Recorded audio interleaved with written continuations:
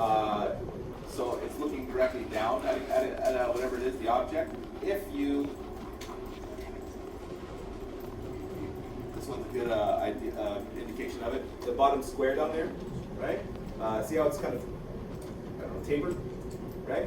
If you had a square that you extruded directly into a surface and you tried to project it, it's going to give you garbage in that depth area, right? The way to avoid that is to kind of soften things a little bit, right? So if you're making a button and the button is like a round circle that goes directly in, right? You want to change the shape of that a little bit so that the normal bake can see it, right? So you want to expand it a little bit so it has a little bit of an edge so that the projection can see that edge, right? Otherwise you get a lot of artifacting. Yeah. So is that what you always round off into something else, no matter what? Yeah, it helps. And chamfering, making things look rounded, just makes them better in general, right? When you wouldn't want to do that is a hard surface model, for instance, right? So you're making a gun. You'd want to separate everything into its own, everything over, I think, 45 degrees, you want to separate into its own UV island, right? So that's where you're going to make the seams. I don't know if this image actually has it. No, it's not. Let's see.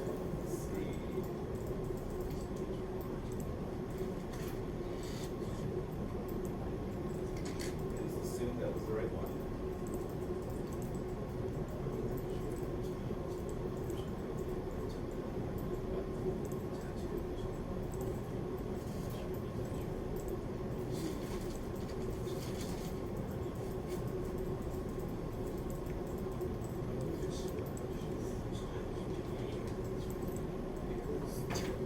Look how hard this is. What is this thing? Oh my god. This thing.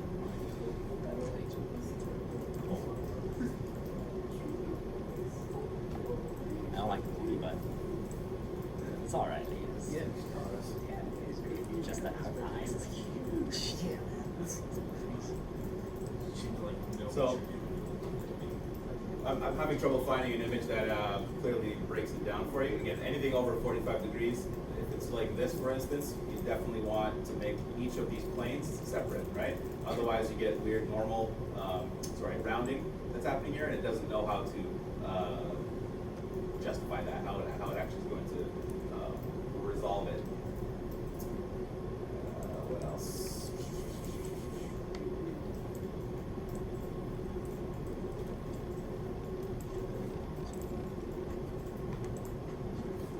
When you're baking things in substance paint, you guys know how to do that yet? No? No, you have to use Texturing, he showed us substance painter, but it didn't work, and just kind of Here showing is us the what it, application. yeah, not even here how to use it, just kind of showed us what it can do. Smell it? Yeah. Jeez. That's our next assignment. Yeah, we haven't gotten. But so you're doing it now? We haven't started. Okay, but you're doing it this term. I think so. As long as you're learning it, it's what matters to me right now. There are some advanced ways to make normal mass. The way that people used to do it is they would explode the model. Hello? Can you knock in here? Thank you, yeah. What was I saying? Exploding the model. So you make a gun and you want to bake the parts, and you would bake them, and then you get all these weird artifacts when you had it as one piece. What you would then do is you would separate those things, so they literally explode it, so it's separate. Each one is in its own 3D space, and then you bake the high, the low, that process. But there's easier ways to do it now. You can name the high poly high and the low poly low, and it'll isolate those areas. You can actually choose to do that in Substance Painter. If you guys don't learn that by next week, let me know, and we'll go over it here at some point, just so that you understand how to do the basics of those kind of things. The whole point is,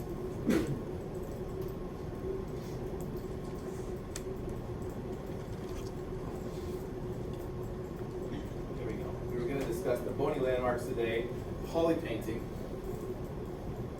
and Z remesher and Z modeler basics. Now I did cover that already, right? You guys know how to Z model? Yeah, sort of. And Z remesher, still having troubles with it? Yeah. Can you show us how we attach hands and legs? There we go. Yeah, sure. Lots of people have. Thank you. Okay. So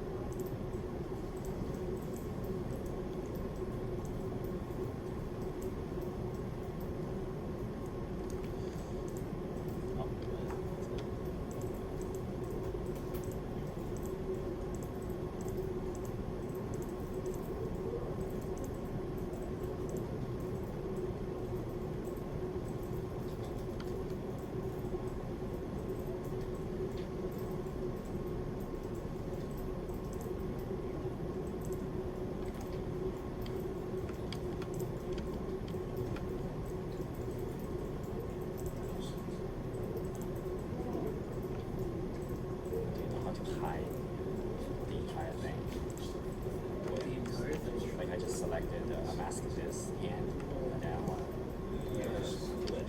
But then it's right now it's hiding by poly groups. Just want to hide all the unmasked one. The unmasked one? Yeah. So, How do you do it? You just did it. Okay, so everybody has a mesh. They have hands, and the hands don't attach to the head. Yeah. Wait, how do you hide the masked polygons? Because right now when I shift control click, it just hides by polygon. So let's make some polygroups. Give me a second here. Oh, okay. Oh. You just did it again. I don't know how.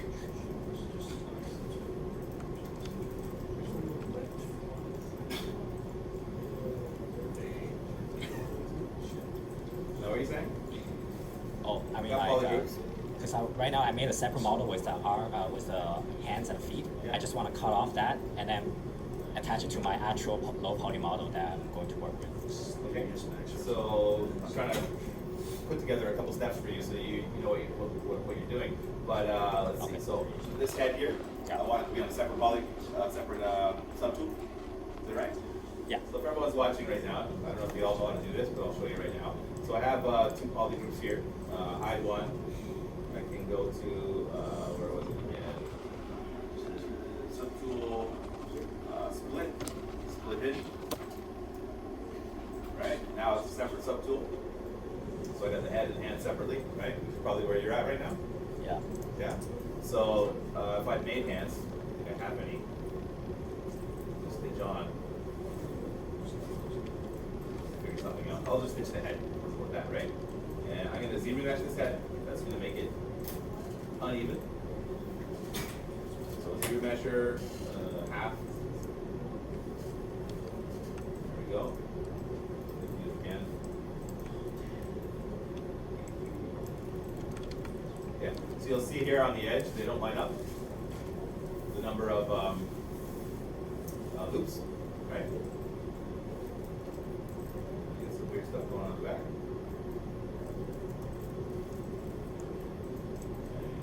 Here.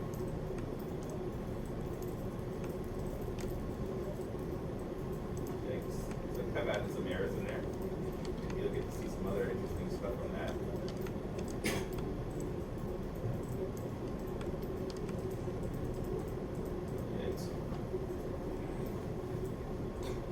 Let's see. Okay. So you made a head and you made a body and separate subtools. I'm going to go and even add another thing in. Full example of this. A pen will add in whatever subtool you loaded in previously. There'll be a list of them that will come up, and it'll add it to the bottom of the subtool chain, right? So it'll be the very bottom layer. If I go insert, it'll just go below whatever I currently am selected on, and it'll insert the same exact process. So I'm going to go to a pen and add in a view 3D.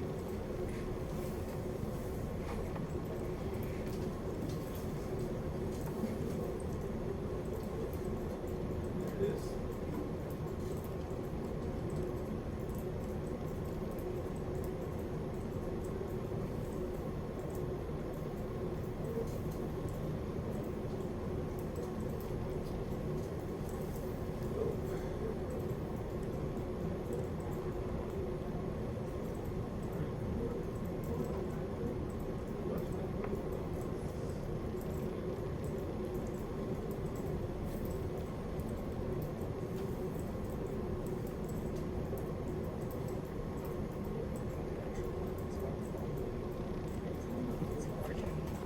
There's my hand. Right. I've got a head, which is on one subtool. I've got the body on another one, and I got this box model hand that I've carefully constructed.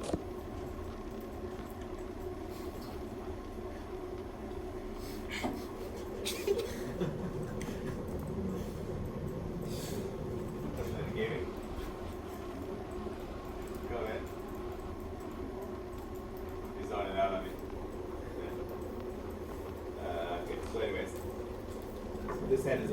messed up for me. See, you're mentioning it. I'm gonna go in there and see if I can fix anything. Bottom line is what I want to do is merge, right? So I select the layer that I want to merge to, and it's going to merge down to whatever's below it. So I'm going to merge down, and always okay. And now it's in the same world, but it's still not stitched together, right? So let's repair this first. First issue is the back edge of it. I'm going to go to Z Modeler and zoom in there.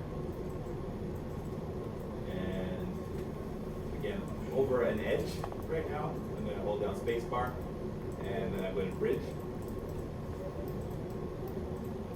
And close them up.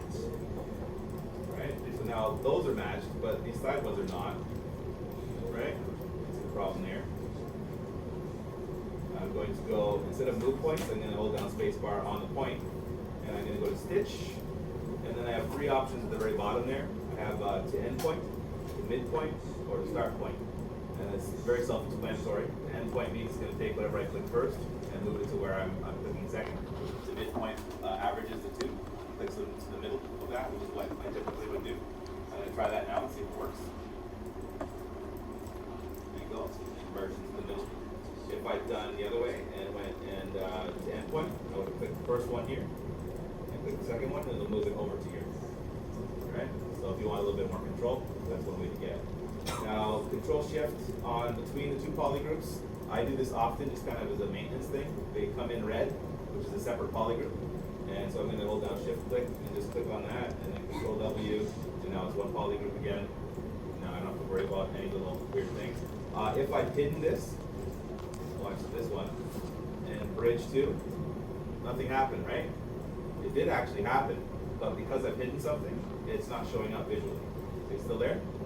Right? That's just a visual glitch. I don't know, maybe there's an intent and purpose for it, but I had a lot of problems with that early on, and what I would do is I would stitch things and not realize what I did, and then later on you realize you stitched through your whole model sometimes, and then you have all these like unfixable, well they are fixable, but they're very difficult when you're first starting out to understand how to fix it when you've welded quads through the model, right? There's no easy fix for it. You got to go in and isolate those parts and then delete them. So same thing here. So, there's nothing stitching these together. I can go and stitch around the model.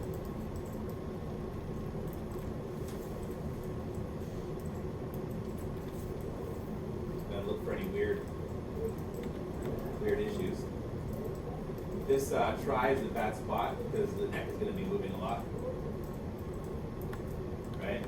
What needs to happen here is I should add a loop in just so I can make this all quads, or delete this whole edge here. So there's two options for me there. I'm gonna delete it and see what happens.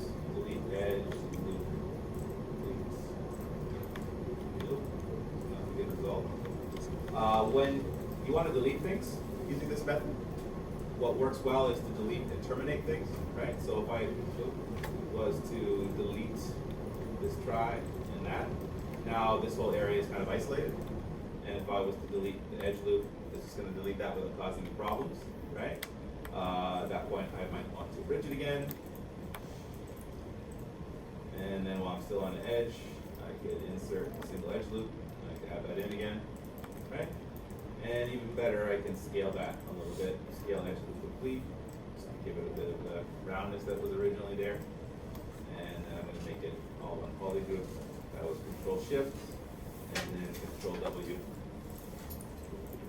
Right? Oh.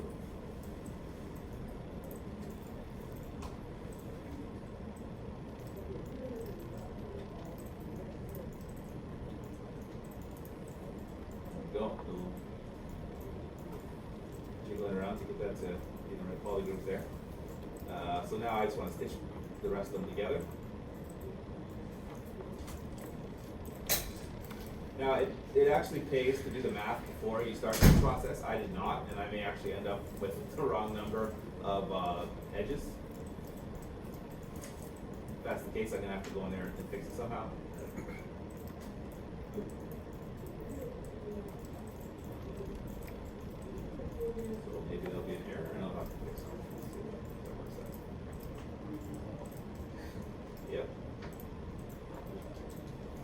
we go. So now I'm missing a loop here, and I got to make some decisions. Now, what do you guys think? What should I do here? This is a puzzle, right? So I have a loop that goes through here, and nothing that's going through here. So there's a triangle that's going to be created at a part that the character is going to deform off, right? Can you bridge it? What's that? Can you bridge this? Can you bridge this? Bridge? Yeah. No, because it's a try, Oh, okay. right? Yeah. So I don't want tries. So let me see here. Let me slide this down so you can see it. There we go. That's the problem, right? So Vertical vertical. Do you have a vertical edge looping through the head of this substitution? So yeah, so that would be what I used to do, and it caused me a lot of problems, right? So what happens is you're just adding in geometry for the sake of it, which isn't optimized at all, right? It's not the best idea. Often I will remove it. The problem is that this is now a sealed character, so there's nowhere to terminate a loop that I create, right? If I click on a loop here, what's going to happen? It's going to go through the whole mesh here. Here, let me show you. Oh. Select. There we go. Right? See where it's going? Oh, And then it's going to continue all the way down the arm. And if I had fingers and hands, then it would go through them, and I'd end up with all this extra geometry that I don't need, right? Now there's no fixed magical solution to this stuff. Planning out ahead is a great way to make sure this doesn't happen. I could also go in and delete this loop here, right?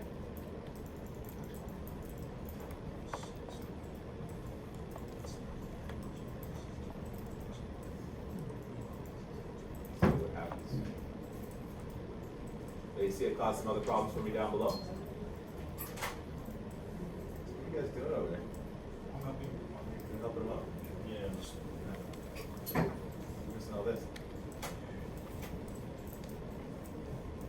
Alright.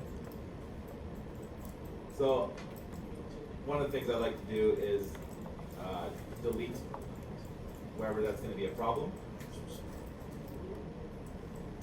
Add a loop if I need it, and then figure out what I'm going to do with the remaining part here. What am I going to do with this?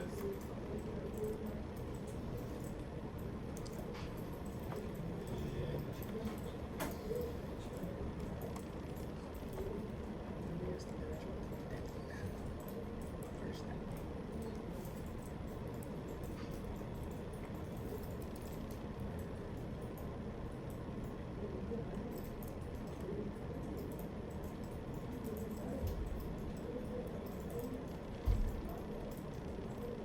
So in this instance, what I think I would just do is hide it somewhere where it's not going to matter. The head is going to be covered in hair on this character, so I'm not really worried about that. So I might put a try up here somewhere. There are other ways to do it, but let me just start with that.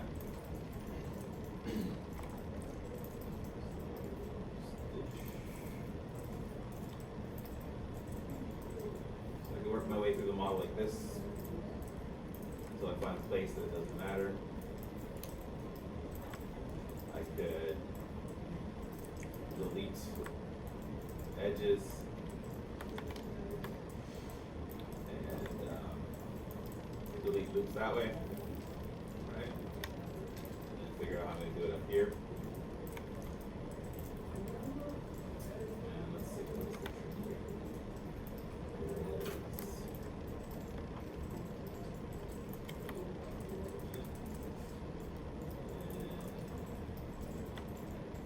I did put up a tutorial for this.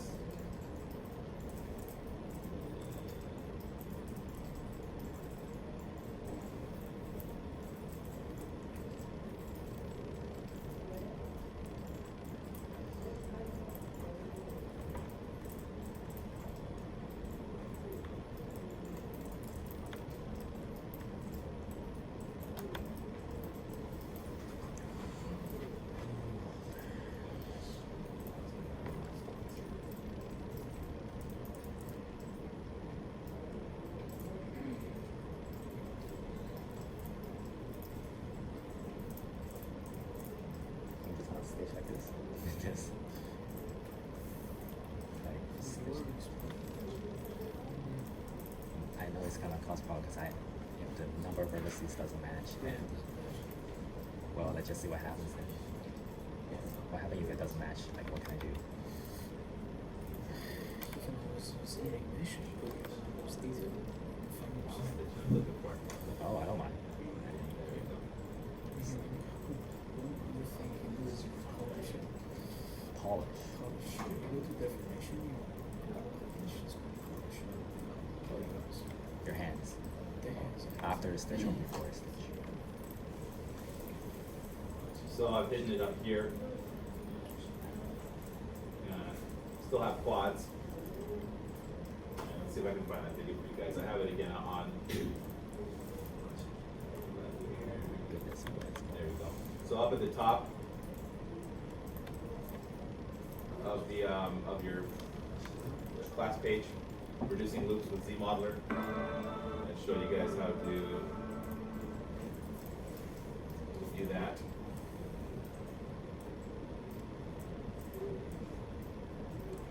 I won't play the video, just to give you a visual so you know what you're looking for.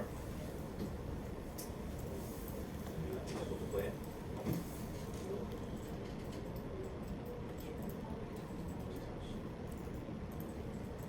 So, same thing I just did there.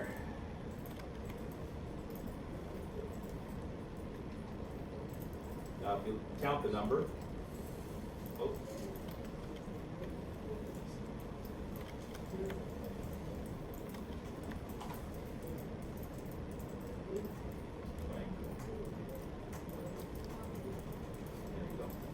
I have 4 edges leading into it, or maybe 5. What is the number? 1, 2, 3, 4, 5, whatever. 4 strips, and then I'm going to 2, right? And there are a bunch of, I don't know if they're mathematical, but let's see if I can find it here.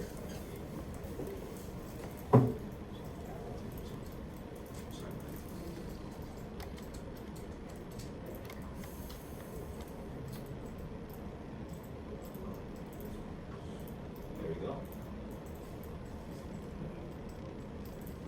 There's all kinds of these available online that can talk you through the basic principle of it. Topologyguides.com, fantastic resource.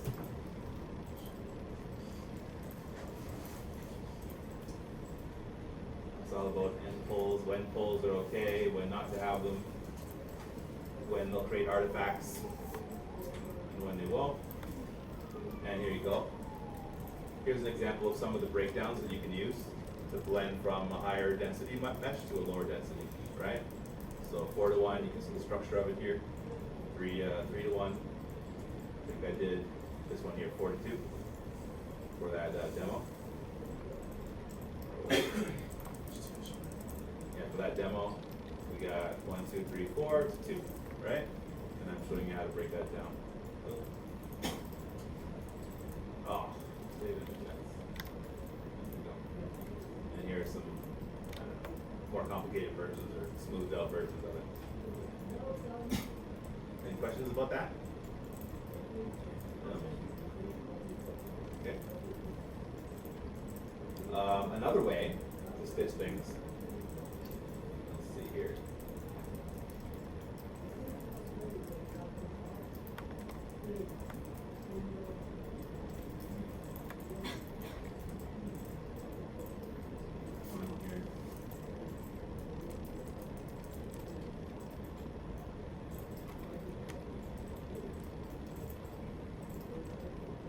Gotten rid of the space between them.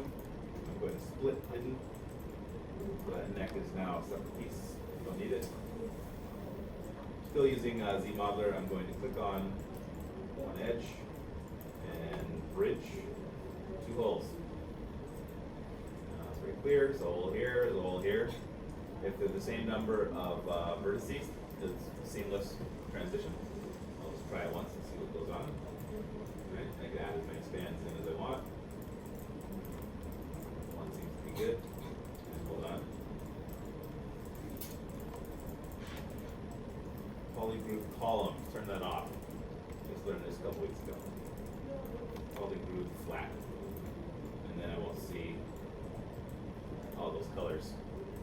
I don't want them. So yeah, I'm just holding down left click, and then I can drag out as many of those as I want. I just want one for now, and it's merged pretty good because I already did it. If there was an uneven number from top to bottom, then I would have done some weird tries, and it would have done the best that it could, and then I would have to still resolve those issues. Other things where this goes wrong, if you stitch together a body part and zero mesh it, for instance, with something hidden. So I'll show you what happens there.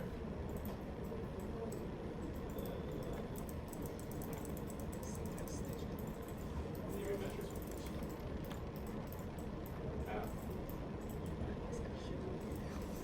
That's the kind of thing you would get, right? Doesn't immediately look obvious what went wrong there, but if I smooth it out, see that it created a whole extra area of geo, and there's some issues with it. It looks like it's all quads because again I used zero measurement to try to make it all quadify, but it didn't do a very good job as far as the topological flow is concerned. So I would recommend manually doing it. If you're going to stitch things together, then trying to just bridge, right? You get a better result. But I'm having a problem where the vertices doesn't match the amount of vertices where the two edges, like. And I just talked all through the whole process of that. So yeah, that little part was. It's not the. bad. Well, I kind of just connect stitch to point and I just zero meshed it. Yeah, if you zero mesh it, you're going to have unpredictable results. Yeah. Right? There's a time and a place to use zero mesher. If you're making hands, you should be box modeling them, right? Or doing it with high poly hands and then pre-topologizing manually, right? Zero mesher doesn't know like which one of these sausages is supposed to be 4 loops long or whatever it is, right? So it's gonna. Oh, so it's this is gonna be longer than this, so it's not gonna go. Oh, it's gotta have the same amount of knuckles. It's just gonna make as many loops as it needs to keep it even. So it's not recommended to use Z-sphere to do the. The remesher. Oh yeah, because I did the hands and fingers in Z-sphere, Yeah, and I so just. you did your hand. Most people here should have done that, right? You should have made your hands with Z-spheres and then encountered the problems Yeah, that yeah. comes up with that. Yeah, and that's why I talk about box modeling because Okay. there's certain things you can't do with zero measure. I think you got to explore zero measure and see what works and what doesn't, and do all of the workarounds with it, and then you get better at it, and then you understand when to use it. It's a super valuable tool, but a lot of people get afraid of it because it will destroy your mesh if you don't understand what you're doing. Right? If you just press it at the wrong time, like somebody today, they stitched together their hands to their body and then they pressed zero measure afterwards, and then that blows away all the work you just did. Right? Because you were trying to make a low poly body and a hand that matched it, and then when it did that, it just decided to make loops all the way through it again. You know what I mean? Which it's gonna do that badly. Oh, okay, I see. Right? Like if I try it right now, what would happen? Oh, perfect. So clean and nice. Amazing. Still, because there's a place for it to terminate.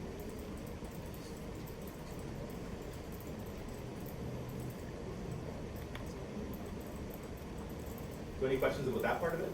I mean, did I answer your question? Yeah, yeah. Yeah? I just the part where I have to box model my Yeah, you hands. just when to press the zero measure and when not to, right? Yeah, yeah. That's my base model. Some people have made it, like, tried to make it work.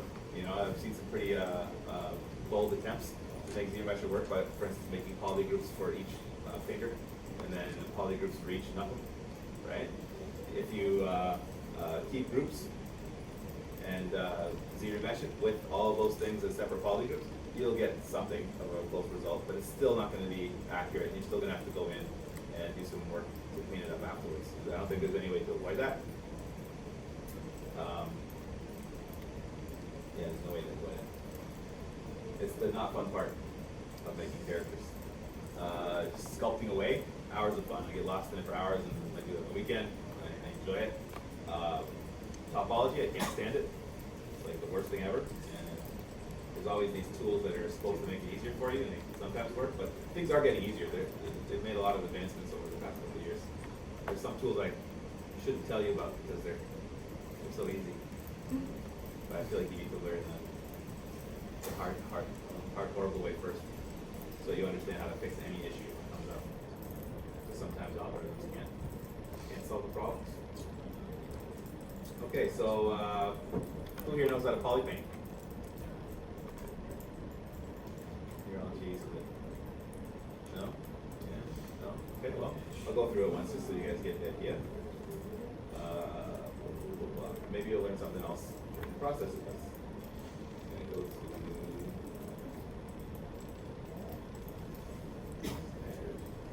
There we go. So I'm just gonna go to the standard brush, it's easier to remember where I'm at. Up in the top here, you got Z add, Z sub, M and RGB, and an mRGB. M is material. You can paint with materials. RGB is for the color. Down here. Well, why did this turn on? Because you moved. Yeah, no. What? Is it that sensitive? Okay. So polypaint works on points, vertices, right? So a mesh of this density is going to look terrible if I polypainted it. Let's give it a shot. So I'm going to go to RGB and fill the object with white. I do that by making sure white is in the right side box here. This is the active one, right? If I switch this to red, there we go. That's changed to a reddish tone. Here, let me turn this to chalk. Maybe skin shade, so it's nice and clear. Right? It's white again. So each time I switch this, it's going to switch to a different color, right? Let's see if I go.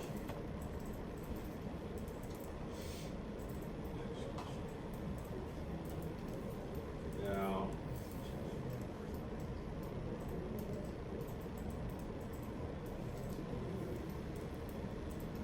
as you can see, it's always going to be whatever color it is. There's no way to avoid that.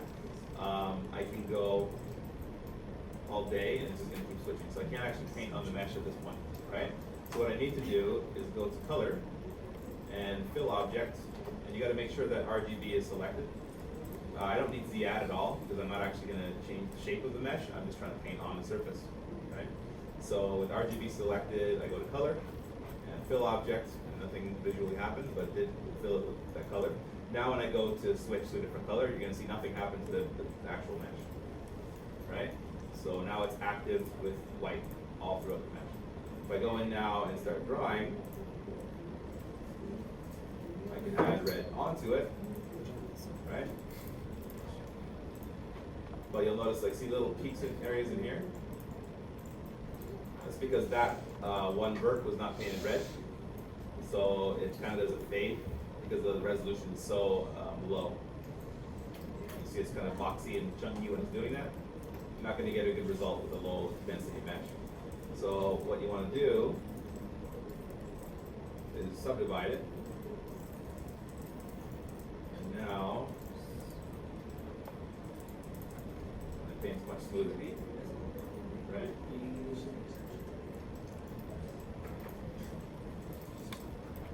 Get a much cleaner shape that way.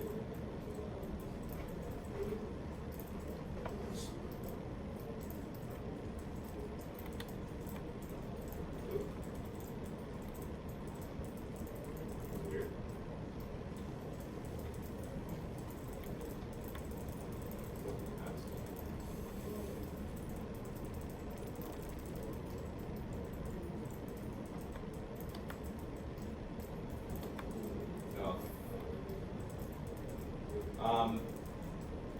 Another pro tip, if you click on the right box and drag into the window, you can pick the color directly off the mesh, right? I had a lot of problems with that originally. I was trying to paint and then trying to find sub shades by manually going in here and like, oh yeah, I think I'm gonna do a little bit darker this time. Not a very good idea, right? You just drag directly to whoever you want. If I wanted that mid color, there you go. Now I'm painting with it. Okay? And let's see here. RGB intensity, turn that down. And now I'm fading it in. So you get some color gradation.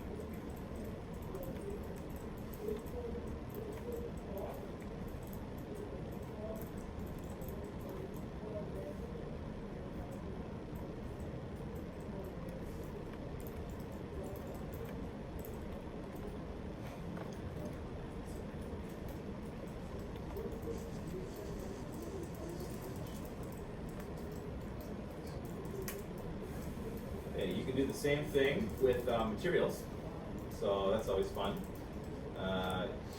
Just switch to the M up here instead of RGB. And here, let me fill this thing with white first. See what's happening. Maybe do gray.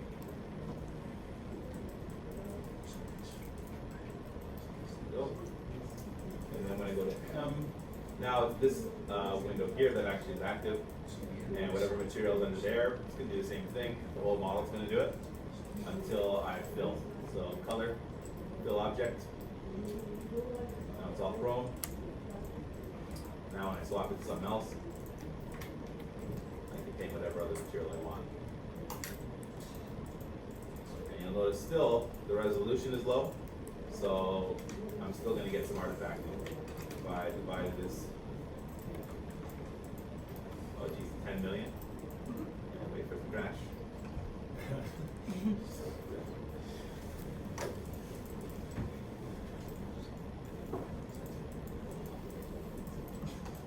Get a cleaner result.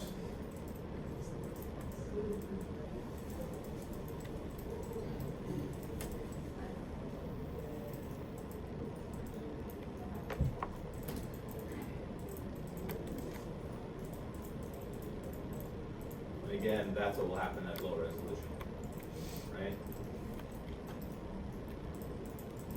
So look like an eye. That's how chunky it'll be in low. So if you start having weird artifacts when you're doing it, it's because your res is not high enough, and that's something that you'll know when you're That's clear to everybody? Everyone got that? Okay.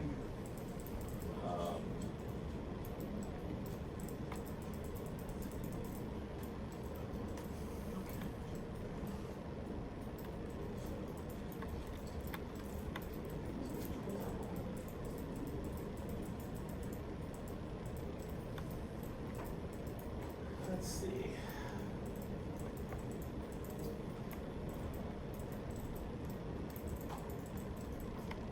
So,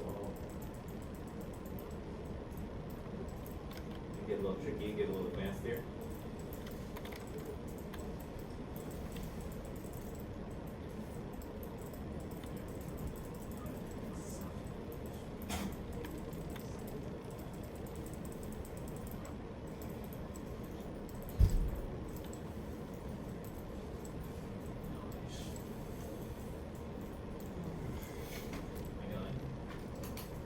You need a remote.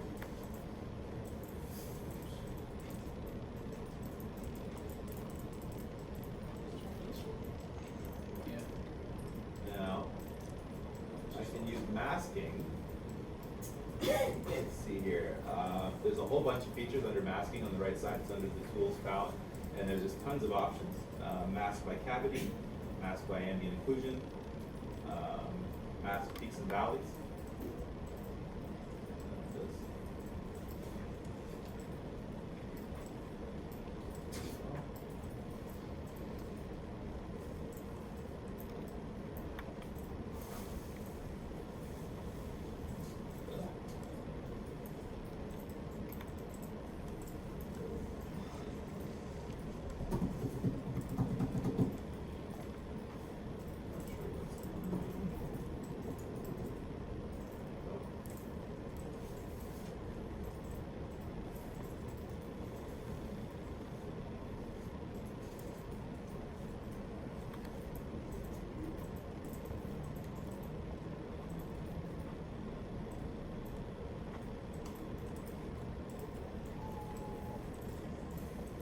It's hard to tell right now, but you'll see how it's masked off most of it, but not in the depressions. So I use mask by ambient occlusion, right? The purpose of that would be to change the, I guess the color, best way to do it.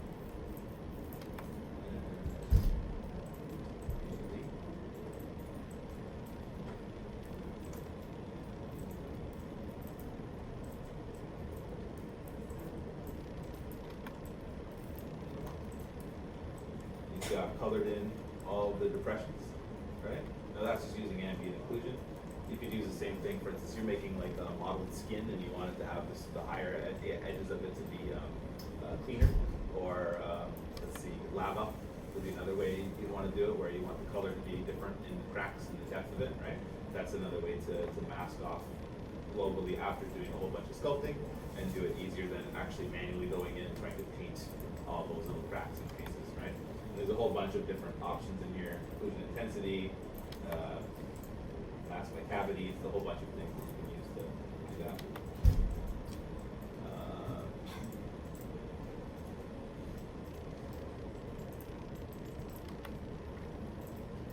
One other one I wanted to show you. Oh yeah. So for I think it's just getting unrelated.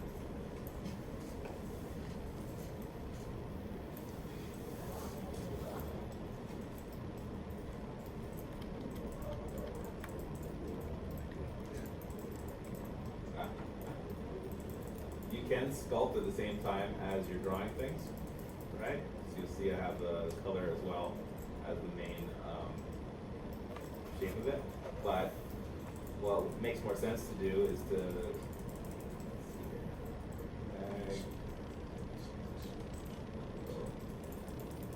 something like that.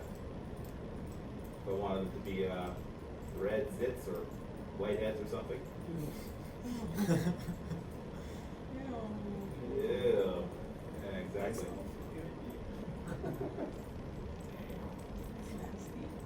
But you see how you can use color and the deformation at the same time. What I used there was strokes and just an alpha. Those are so useful. Just some veins if I wanted them, right? Oh, ew, this guy's plagued. That's an issue. Yeah. Trip to the doc. So is that creating geometry at the same time? Or is it just Yeah, absolutely it is. It's working right now because I have a high density mesh, right? So when you're trying to surface your model after you finished it, my workflow is I do mid-level, then I retopologize it in the middle of doing the whole process so that I have good flow, right? Then I will subdivide a bunch of times, right? So I have the surface to do this, but I won't subdivide until I've maxed out whatever I can do at that level. So I'm not trying to do these bumps and pores until much later in the process, right? You just want to get the shapes and the forms right, and then once you can't do any more with that, it's like, you know, for instance, to add pores right now, even now, probably wouldn't work very well. Like, what level would actually show up?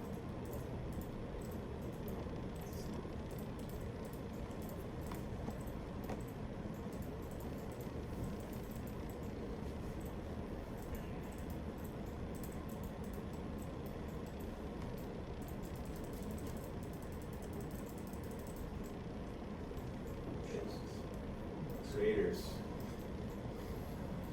I guess you get rid of the color so you can see the shape. So that's the positive shape, and there's the negative shape. But you can see the density, right? You see the little ripples? Is that clear? So maybe at this res, I actually can get some pores in there.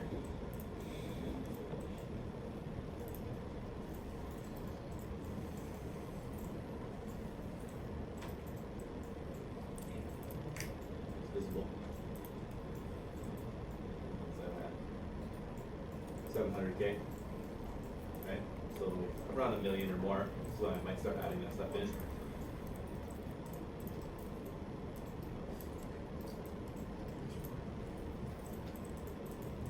Oh. The paper.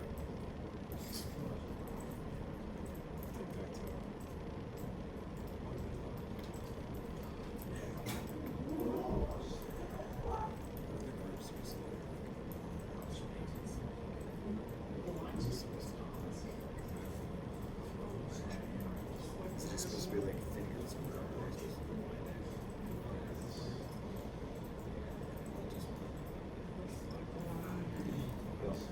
So another tip, when you guys are making your matches, often this is a submission I'll get. It will look like exactly how I'm showing you right now.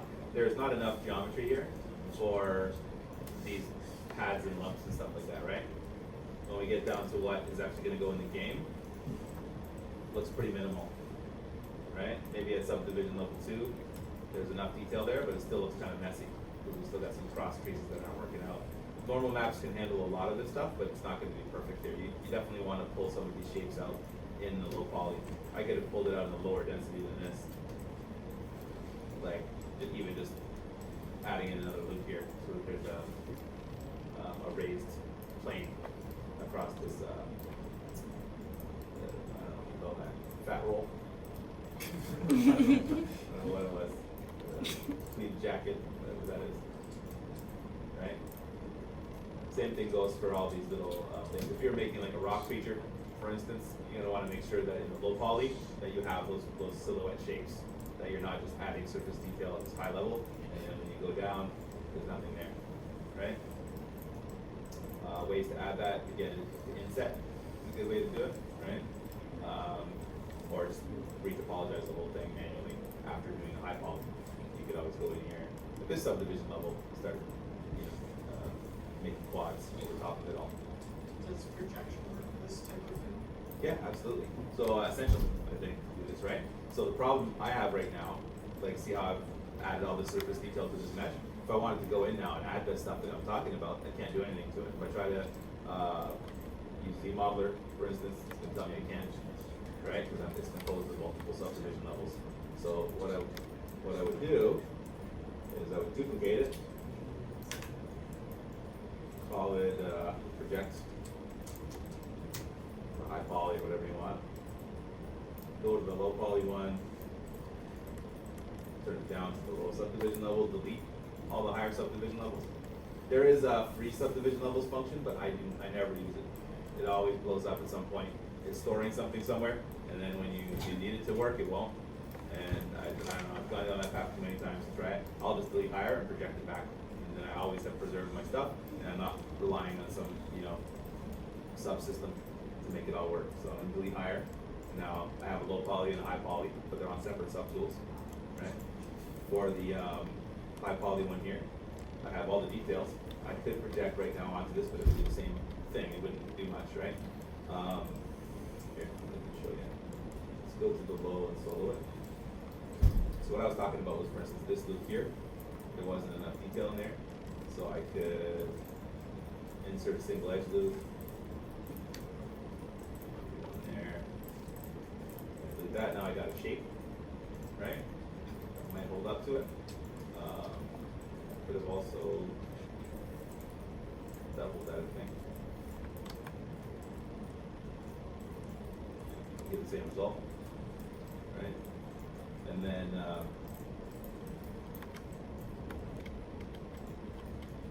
when I project it, there's going to be that edge now. So let's do it now. Try it. The project tool. I've talked to you guys about this one yet. Yeah.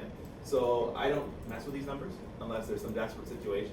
The base numbers are pretty good, right? All those numbers over here on the side will affect the distance of the cage off the mesh.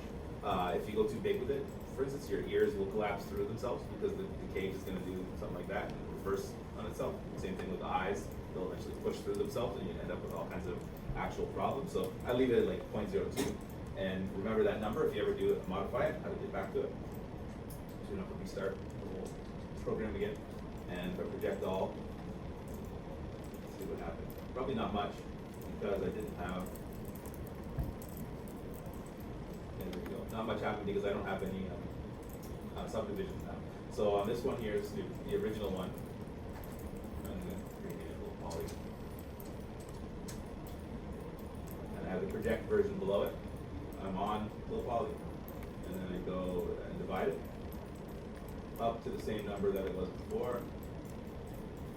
That's 600,000, pretty close. It's gonna have enough detail. And then when I project,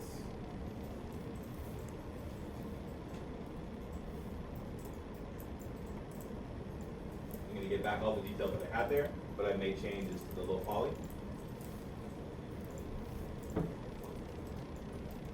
Oh, there we go. Perfect. So there's an error. This is excellent. Exactly what I wanted to show you. So something was outside of the cage can cause a little bit of a problem.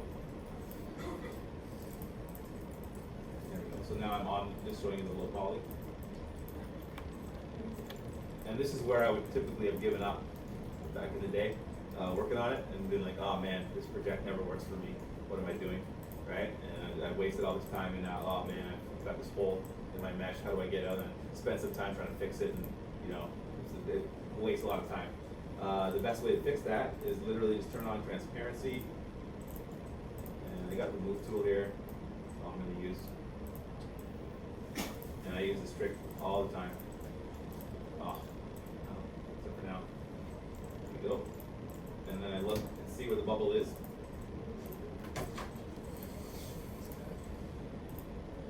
And I just pull that through. Oh. Right. Project again.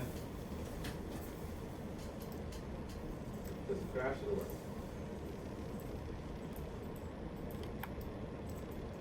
There we go. So, looks like I did something else. Weird, but it's much closer now.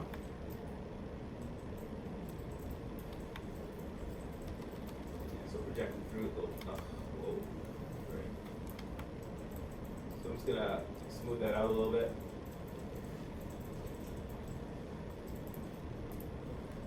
And do it again. And that's the whole process. I'll just keep repeating that until it's perfect. I'll move the geometry that I need to move, and it'll at some point it'll just be perfect, and it'll be matched up. I can also massage topology this way.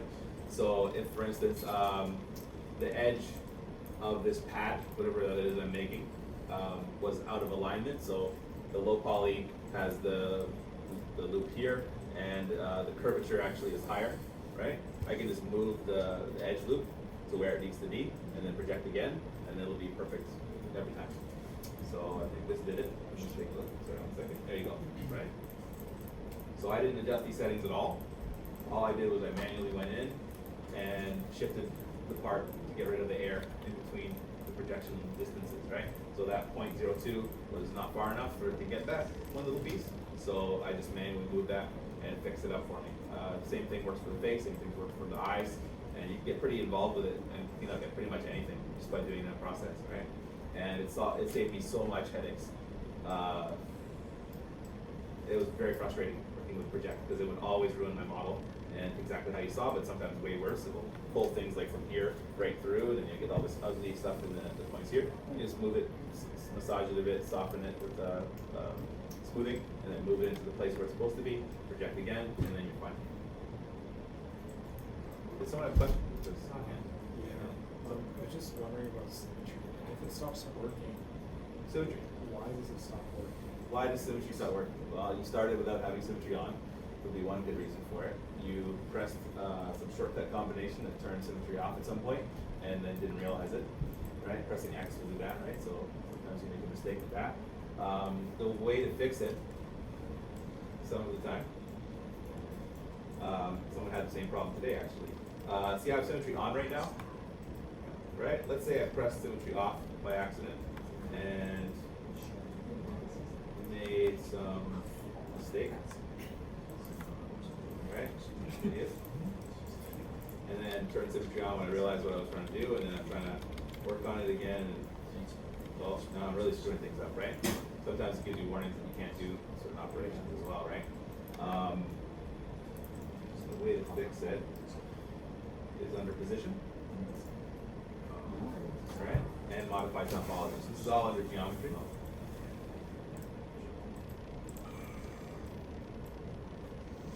So for this instance, what I want to do is mirror and weld.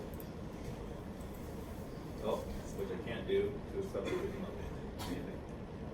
Here, I'm going to try this and see what breaks. I'm going to actually do it right now.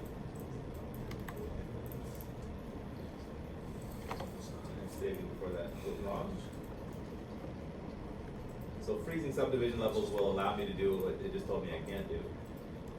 Oh, lovely. And then mirror and weld. See how it went the wrong side? Went big. So what I do is I go to deformation and mirror.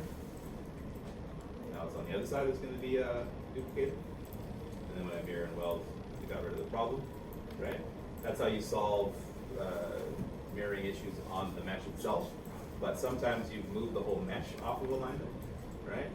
So if I go to here, I'm gonna unfreeze now. And this is where it blows up for me. Yeah. Poor guy. What the hell? Right? So it's because it projected, right? And so basically it matched what was happening over here onto this side where it could, but missed something. And I can't stand it. So for the low poly, I'm not really worried about losing anything at this point. This is not an error to me anymore that it's not solvable because I know I can project and do exactly the same process again. So I would just go low res, let's see, delete higher, mirror and well, wrong way. Now it's doing the opposite, awesome. Flip it again. Whoa. Oh, my mask is right now. Ooh. Here. There you go. It did create some weirdness in the middle there. So I might want to fix that. You mirror sometimes if you're off, right? That's something I would just stitch together. Or delete those internal. That, right? So if I there's another one down there. But you get the idea. Just delete that one little thing and stitch these together again and ready to go. Or who cares, right? So, where was I? I mirrored it. Oh, here we go. So,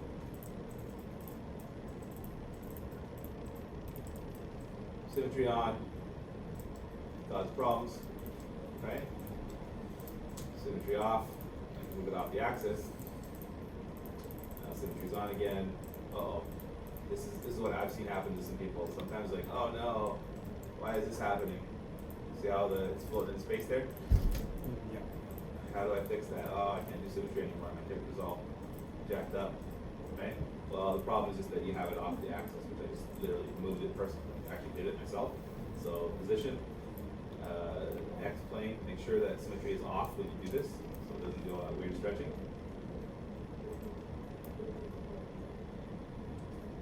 There we go. Symmetry back on, and we're back into this. Right? Now I've actually seen another with symmetry breaks that I haven't resolved yet.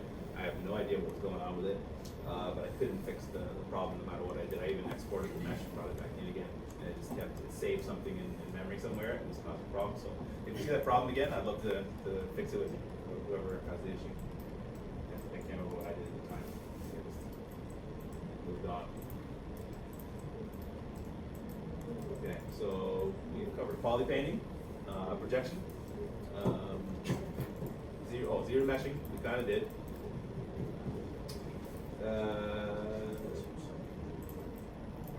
Yeah, I'll cut some more zero meshing stuff.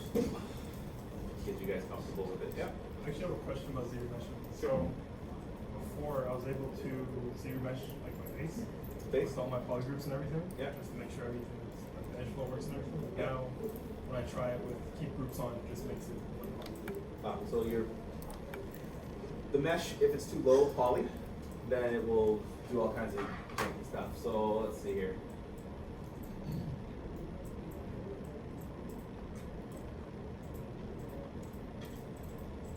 So zero mesher with smoothing groups on, right? Keep groups on. So it tries to go around those shapes, right? And what was the problem you're having? It was so either it makes it one big polygroup or it demolishes yeah, so see how it's breaking things up and it actually creates some bad geometry here? Right? It's because it's too low density. It's the real reason why it doesn't know how to resolve it at that low of a poly count. So go back to here and subdivide this guy up.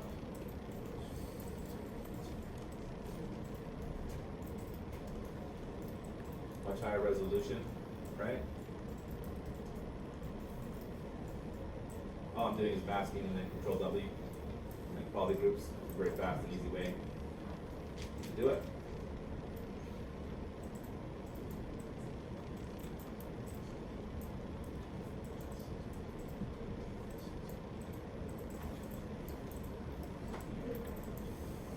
So you're meshing at this density.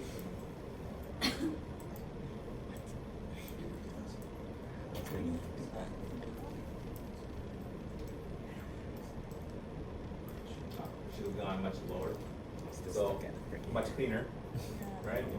I'm not having any of those weird issues, but let's try it again with and then I put polygon. trying to create smoothing. I don't know if it's good. Wait. A much lower poly count. Just no, can you do a Z-sphere? And then no, I'm gonna work with that candidate. Or do a Z-sphere in a different file and come and import it, import it, and then He sends it to you. So All you you did here was add some controls. Yeah. just box hand. That's right. Oh, look at that, still broken. That's because, again, see how I went, target poly count was 0.4? That means she's trying to go for 400 polys to make a whole character. So it's going to do weird stuff like this, right? And give you all kinds of weird geometry. So hitting a better number, let's try 3,000.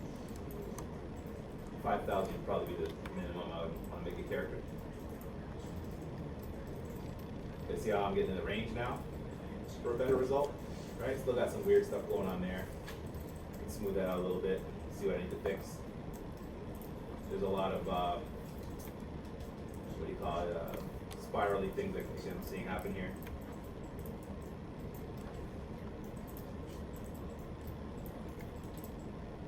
Right? And see how it's sucking things in on these edges? That's because smoothing groups was still on, right? So after I've got what is I would consider an okay result, I might want to turn that off. It's not going to do anything good for this jagged shape in here, but it'll work fine because it already has nice smooth loops around the rest of it. So there you go.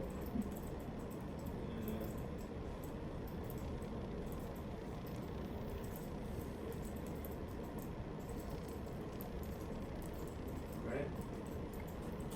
Smoothing these loops up, you get the rounding and the weird collapsing. Now, the collapsing I'm not really worried about again, right? If I kept doing this and the mesh, do it a couple more times. Looks all, you know, a little bit more like a Michelin Man kind of blobbing out. Doesn't really matter because I can, again, always project the original one back on, right? So that's the garbage that I have now. Like Thor? Not Thor.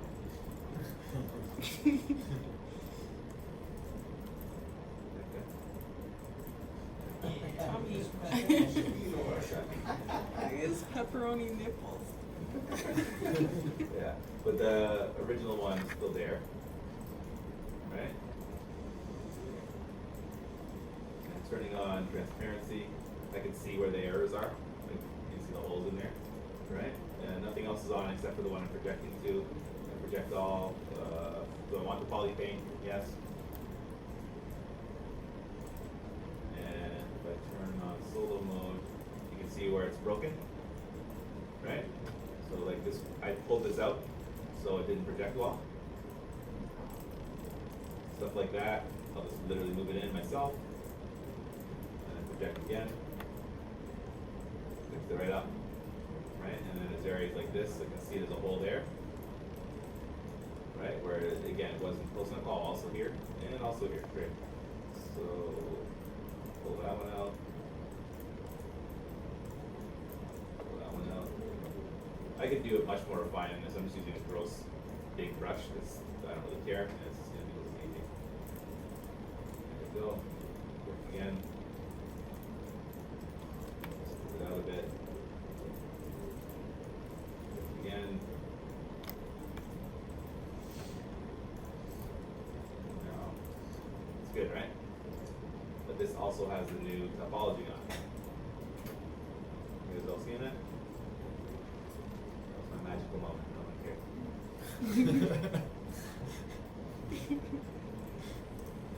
So, as you can see, it matches the old topology, which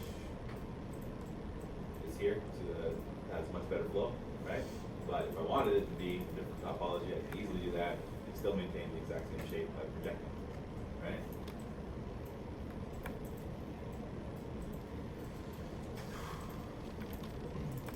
Hopefully that wasn't too confusing. Because I'll feel like you can do that. Pop quiz.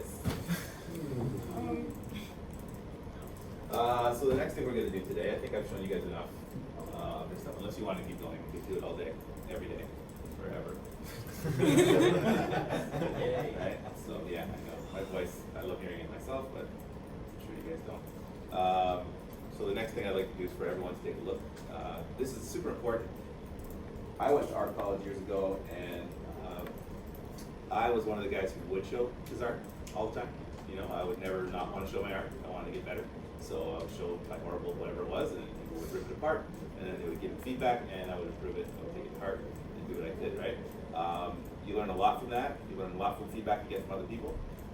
Working off in your dungeon, trying to make, you know, magical art that everyone's gonna love, but never showing it to anybody. Good luck to you, right?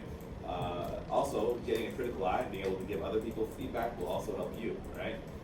I go and watch all of your models, and I see the problems you guys are encountering, and then I have to think of solutions for those myself, and it makes me better, right? And I see all kinds of weird errors that you guys make, and then sometimes they're unsolvable, but you know, it's a learning experience for me too.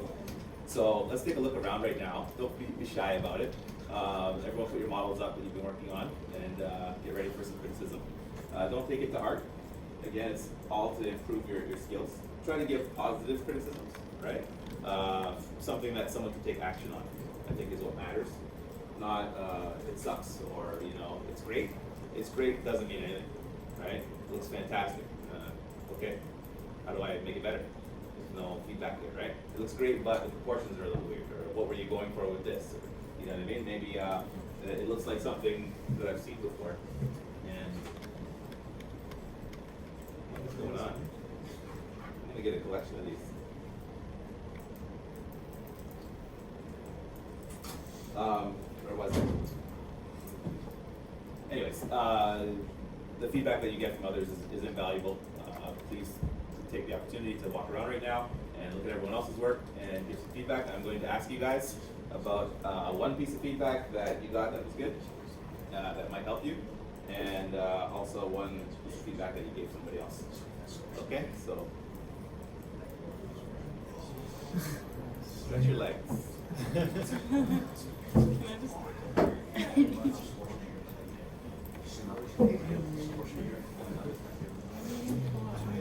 It's so tough to get in here. Good. A little lumpy. How are you going to resolve these lumpy issues? What do you think you're going to see? Probably maybe smooth it out. At this high density, you're going to be taking forever. Right? So is this subdivided? Yeah, so Yeah, so go to the layer. One tool. Subdivision level. Oh geez, hold on. Scroll down. Why do you have so much in there? So just scroll up a bit. So here, yeah, see count 24? Turn that way down. 2. There you go. problem solved. You scroll for hours, right? Yeah, it saves you 20 minutes every day for the rest of the time. So yeah, so let's go a little bit down. No, subdivision levels. Geometry, yeah. Subdivision levels. No, That's what I'm here for. You don't have it. You got one big mess.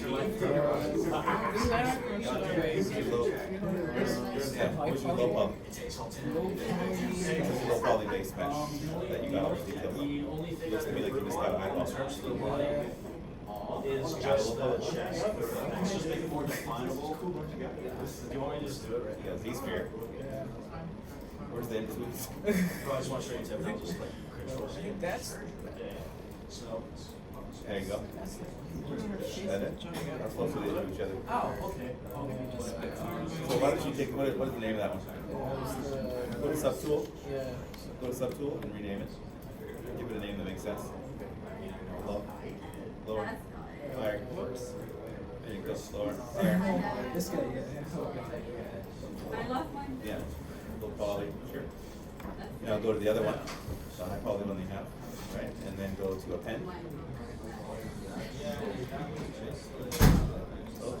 And then look for the one that you just renamed. Rename. What's this guy? Yeah. There you go. Whoa. So this is why we have a low and a high poly